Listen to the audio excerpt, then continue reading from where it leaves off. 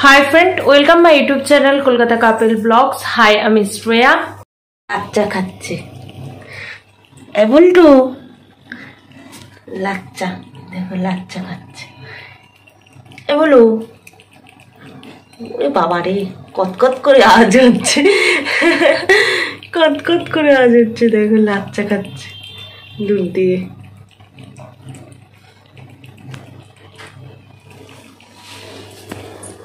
তুলছে না মুখ তুলছে না একদম আর আবার নিয়ে আবার খাচ্ছে ও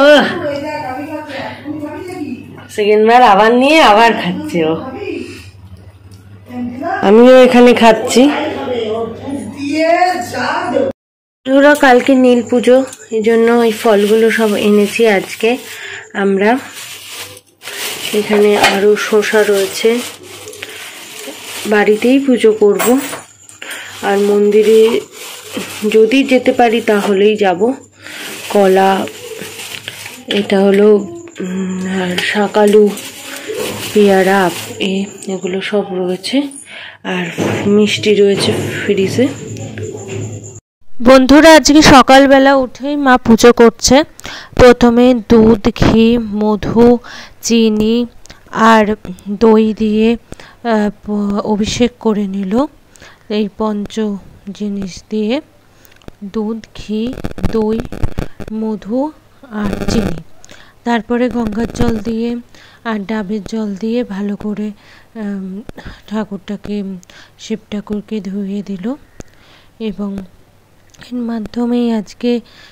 নীলের দিন পুজো শুরু করলো আর আমাদের মা সকাল সকালই প্রতিদিন পুজো করে নেয় তারপরে দেখতেই পাচ্ছ এখানে গোপালের চান টান সব হয়ে গেছে সুন্দর করে সাজও করে দিয়েছে মা প্রতিদিনই সুন্দর করে সেজে বসে থাকে গোপাল দোলনায় আর ওর কিন্তু বিছানাও আছে ও প্রতিদিনই ঘুম থেকে উঠে মা আগে ওকে রেডি করিয়ে দেয় ঠাকুর ঘরে এসে তারপরে বাকি সব কিছু আর এখানে আমার গুরুদেব মা বাবার গুরুদেব এবং আমাদের লক্ষ্মী সরস্বতী গণেশ তারপরে সত্যনারায়ণ সব কিছুই রয়েছে এখানে দুর্গা ঠাকুরের ছবি রয়েছে কালী ঠাকুরের ছবিও রয়েছে এবং এই যে এখন চন্দন পরিয়ে দিচ্ছে আর শিব ঠাকুরের গলায় তো একটা সাপ আছেই রূপোর সাপ তারপরে বেলপাতা আর বেলপাতা তো পাওয়াই যাচ্ছে না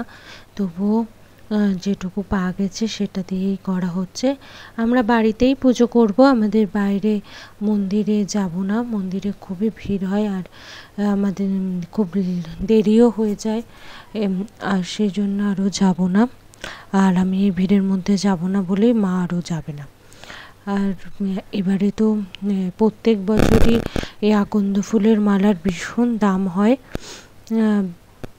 তাও এই পুজো উপলক্ষেই শুধু আনা হয় অন্য সময় দামটা কম হলে মাঝে মাঝে আনি কিন্তু পুজোর সময় তো আনতেই হবে আর আশেপাশেও আমাদের প্রচুর আকন্দ ফুল গাছ আছে সেখান থেকেও দিয়ে যায় বাড়ির পেছনে অনেক বাড়িতেই রয়েছে আমাদের বাড়িতে আছে একটা গাছ ছোট তারপরে একটু ছোট করে আরতি করে নিচ্ছে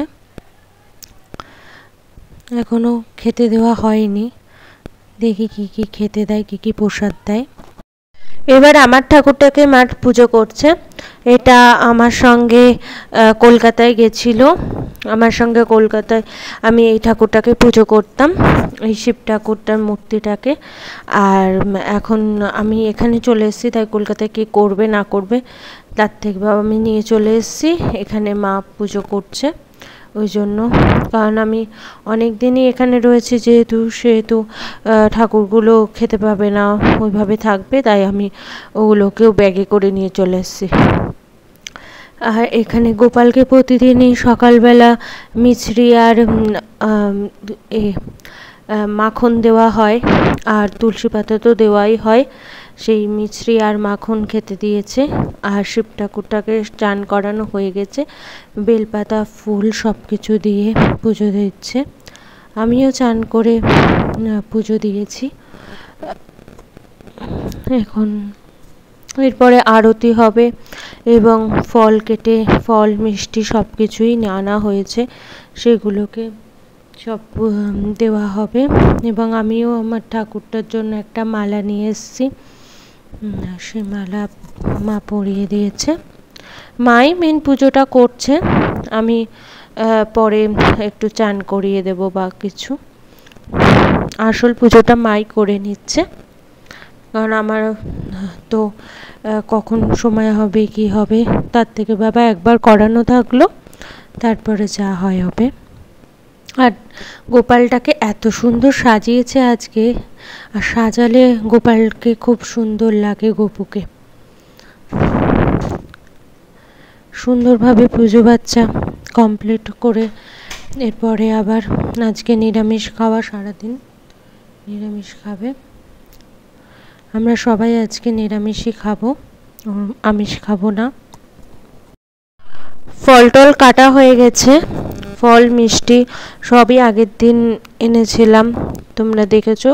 সেগুলোকেই মা সুন্দর করে কেটে এখানে এখন দিয়েছে। যেহেতু আমাদের অনেকগুলো ঠাকুর, অনেকগুলো থালা হয়, মাঝখানে আজকে ভোলে বাবার ওটা স্পেশাল থালা, আর এবারে সবাইকে আলাদা আলাদা করে থালা দিয়ে খেতে দেওয়া হয়।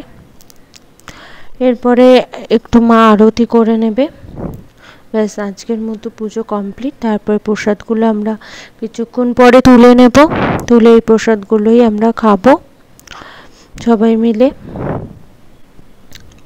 আমিও পরে আজ থেকে এসে একটু ওদের চান করিয়ে দেব।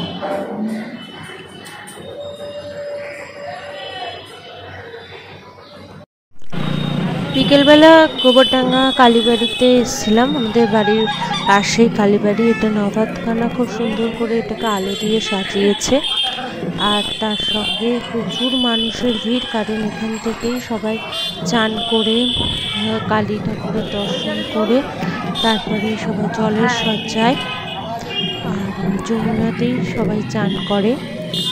তাই সারাদিন খুব ভিড় হয়েছিল প্রত্যেকটা সন্ন্যাসী। আর এখানে নেতাজির মূর্তিটাকেও খুব সুন্দর করে সাজিয়েছে, সেই জন্য বিকেলবেলা এসেছিলাম একটু ভিড় কমলে, সন্ধ্যেবেলার দিকে ঠাকুর দর্শন করার জন্য। এখানে দেখছো কালীবাড়ির ভেতরটা খুব সুন্দর করে সাজানো হয়েছে এবং প্রত্যেকটা মন্দিরই খুব পরিষ্কার পরিচ্ছন্ন। তা যে সারাদিন প্রচুর ভক্তরা এসেছে, প্রচুর ভিড় ছিল, সেজন্য মন্দিরে প্রচুর কাদা হয়েছে।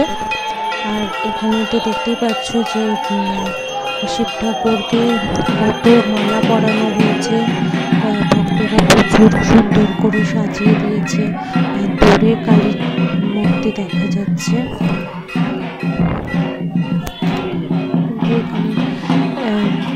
এখানে পুজো আসছে, এসে জল ঢেলে পুজো করে রাত্রিরে জলের সাথে যাবে, তারা আসছে।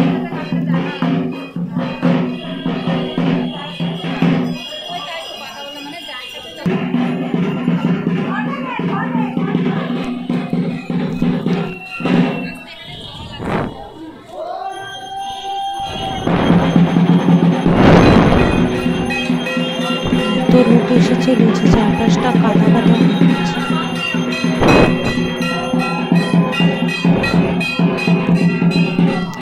দূর থেকেই ঠাকুর দর্শন করে এসেছি, কারণ কাছে যাওয়া সম্ভব হচ্ছিল না। এরপরে আমাদের যে মেলা কমিটি আছে, ঐতিহাসিক মেলা কমিটি, যেটা আমাদের গোবরডাঙ্গা গোষ্ঠবিহারী মেলা, বহু বছর পুরনো, জমিদার আমলের থেকে। আগে একদিন করে মেলা হতো, এখন 10 দিন করে মেলা হয় এবং পুলিশ প্রোটেকশন থাকে। এটা হলো মেন গেট, খুব সুন্দর করে সেটাকে সাজিয়েছে, প্রত্যেক বছরই এভাবে সাজানো হয়। এবং নিচের মাঠে ঠিক যমুনার পাশেই মেলাটা হয়, বিশাল বড়, কয়েক একর জমি নিয়ে মেলাটা হয়। পয়লা বৈশাখ থেকেই মেলা শুরু। আর উপরের মাঠে ধনে কালী হয়, মানে সমস্ত মশলা চাষিরা নিয়ে আসে এবং নিয়ে এসে সেখানে সেগুলোকে বিক্রি করে মহাজনদের কাছে। তাই মেন গেটটা, এটা কালকে ওদের উদ্বোধন, ওই জন্য নীলের দিন খুব সুন্দর করে ওরা সাজিয়ে নিয়েছে। এটা 10 দিন ধরে মেলাটা চলবে। আর পাশেই একটা দোকান ছিল, ওই কাকুর দোকানে খুব সুন্দর লক্ষ্মী আর গণেশের মূর্তি পাওয়া যাচ্ছিল, কারণ পয়লা বৈশাখে তো সবাই লক্ষ্মী গণেশ পুজো করে, বেশি করে ব্যবসাদাররা। মূর্তিগুলো খুব সুন্দর ছিল।